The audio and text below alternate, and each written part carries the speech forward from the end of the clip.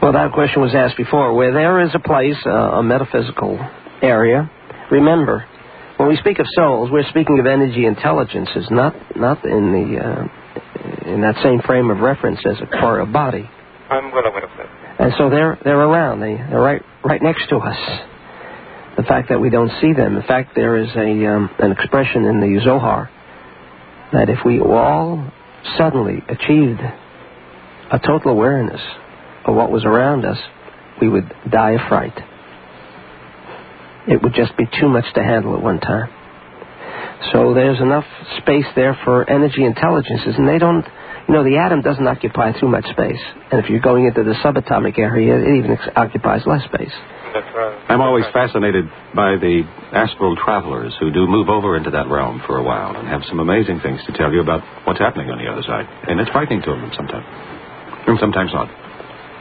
Okay, well, I'm still not have my mind completely clear about the question, about the answer you're giving me about the question, but let's move into a different topic. At the beginning of the show, I heard you were talking about astronauts about 2,000 years ago. Can you tell me a little bit more about it? Actually, I didn't hear the whole conversation. I was distracted for a minute. By the time I got back to the phone, I heard you were talking about astronauts. Can you tell me more about it, please?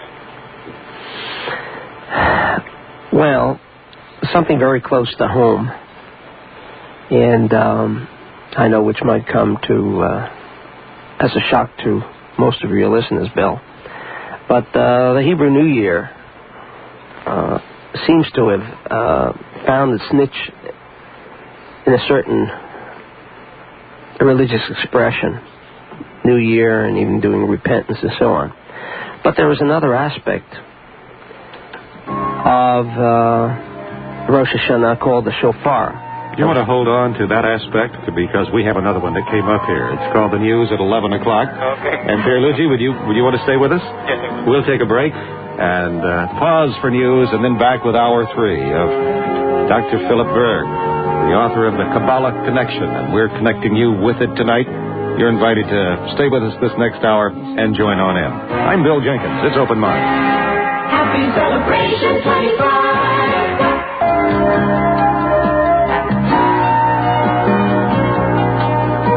It's Hour 3 of Open Mind tonight. Come on in. We've had a stimulating conversation, one that makes you kind of think a little bit. And it all got started when I picked up a book called The Kabbalah Connection by Dr. Philip S. Berg. And I was saying, this guy's been listening to the Open Mind show because so much of what is in there is some of the things that we have learned along the way these last 6 years, you and I, as we have these seminars we call Open Mind. And I'm so very delighted to have Dr. Berg in studio with us.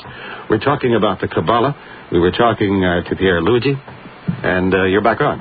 Okay. I know we're getting back to kind of space travel. Indeed. The shofar, that's the ram's horn, which is used on Rosh Hashanah. That is for the Jewish New Year.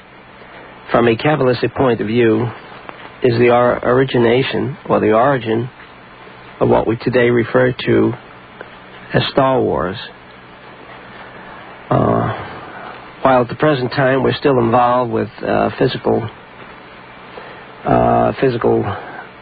technology in creating a physical device for the benefit of a particular country.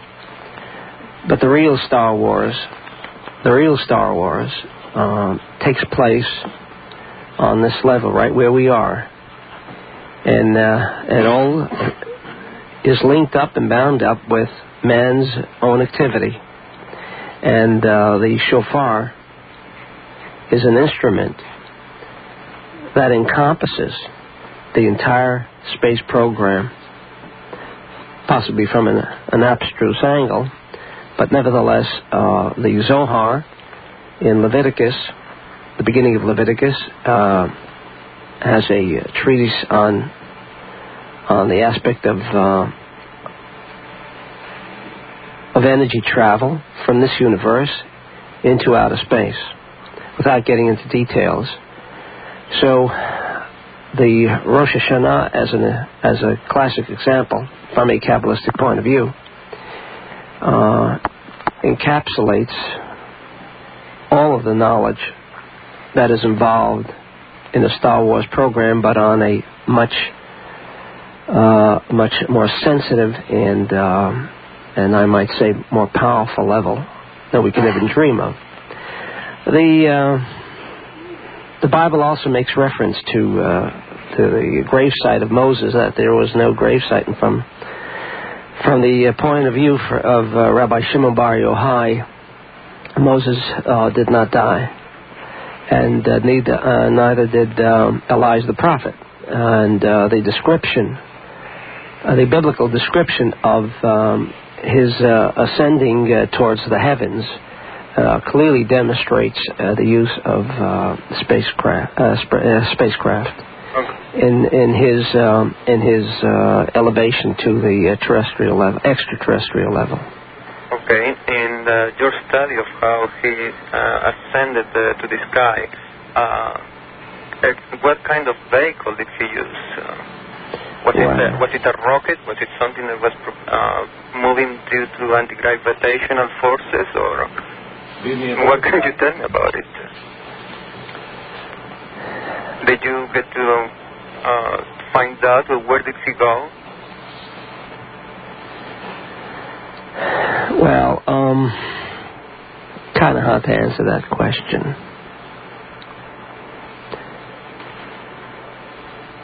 What he's thinking. I'm sorry I cannot put such hard questions. No, well, no, that's okay. I'd have to use some kind of terminology and then get into the clarification of this terminology. But the Zohar makes use of a word called Metatron angel. All angels are actually spacecrafts. When we pray, our prayers have no ability to touch and experience time travel, meaning reverting back into time. And incidentally, the grandfather paradox, which kind of stymied Einstein, is explicable. There's no problem. He might have had a problem with it, but from a Kabbalistic point of view, there is no problem. We can return in time, and the way that is done is by making use of these angels, referred to angels, I guess, for the lack of a better word. But they're not angels they are angels with wings. Even that concept, like, where did that come from? Why does an angel have to have wings? Because it is a kind of spacecraft which, with proper meditation, Kabbalistic meditation, we can connect with these particular spacecraft vehicles called angels, and they in turn, from a Kabbalistic point of view, and if you like to refer to the Zohar, you might refer to Exodus in the portion of the week called Veyakhel, Veyakhel.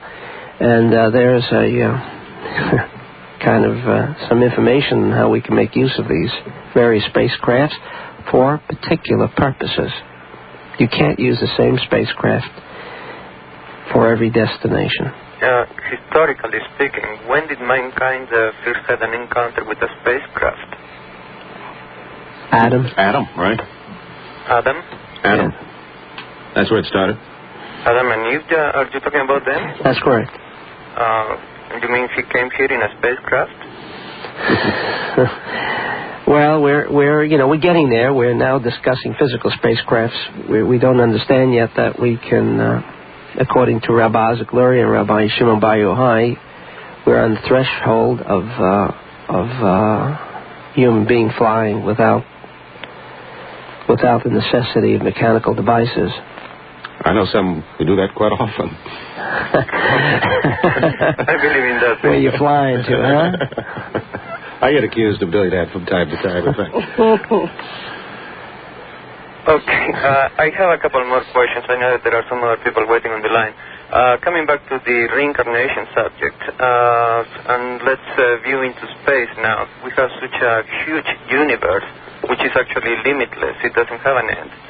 There are so many stars and solar systems and other planets where life would be possible. Do we have to reincarnate here on Earth, or can we reincarnate somewhere else within the universe? We can reincarnate anywhere in the, shall I say, 254 universes. 250. Don't ask me how I know it, but I'd have to ask my friend Rabbi Shimon Bar Yochai, who lived some 2,000 years ago, and maybe he can give me an explanation how he arrived at 254, but that's what he says. But for the tikkun process, for an incarnation, to finally achieve the ultimate correction, there is only one place for that, and that's right here on planet Earth. All right, Luigi, did that help you? Not exactly. I'm sorry. I got a little bit lost again. Well, I'm going to have to go on because we've been with you a long time. Okay. Some of the other ones.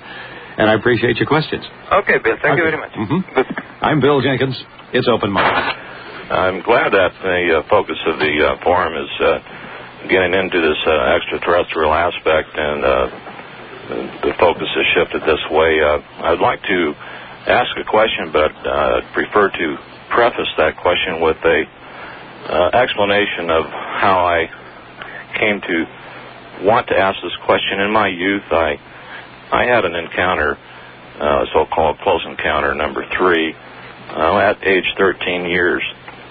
These were beings definitely more advanced than I, but there was a kinship felt, like they might know me from the past or would know me in the future. There was considerable psychic fallout ever after that. And approximately 10 years ago, I looked up in the Encyclopedia Judaica about Kabbalistic tradition.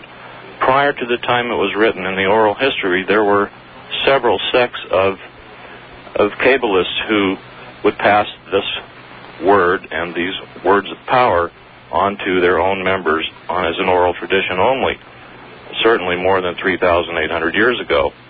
One of these sects' names translated as "we who descend to the chariots."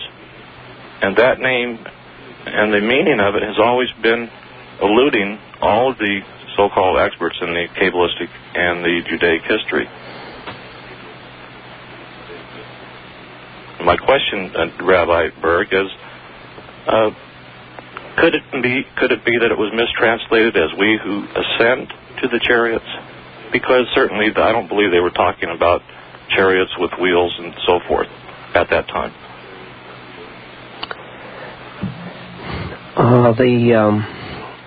When I was referring to the first written document on the mysteries of the Kabbalah and its explanation of terrestrial and extraterrestrial knowledge, I was referring to a written document some 3,800 years ago, authored by Abraham the prophet, called the Sefer Yetzirah, Book of Formation. However, in the Book of Splendor, the Sefer HaZohar, there is mention of a book that was presented to Adam, including all the information concerning technology, astrology, you name it, it was all there. And that's called the Sefer Toldot Adam. It's a book which we refer to as the book that Adam, and when Adam was driven out from the Garden of Eden, that book became lost. The people of the Tower of Babel were in possession of that book, and therefore this kind of wild technology that the Bible seems to infer was taken from that book. Now, all I can tell you about that book is that it's going to be revealed in whatever form that may have been already revealed, in which technology, as we have seen it in the past 50 years, will be nothing compared to what we're going to experience in a very short while. There's just got to be a tremendous leap into and enter a completely new era of advancement, and it will not be on the base.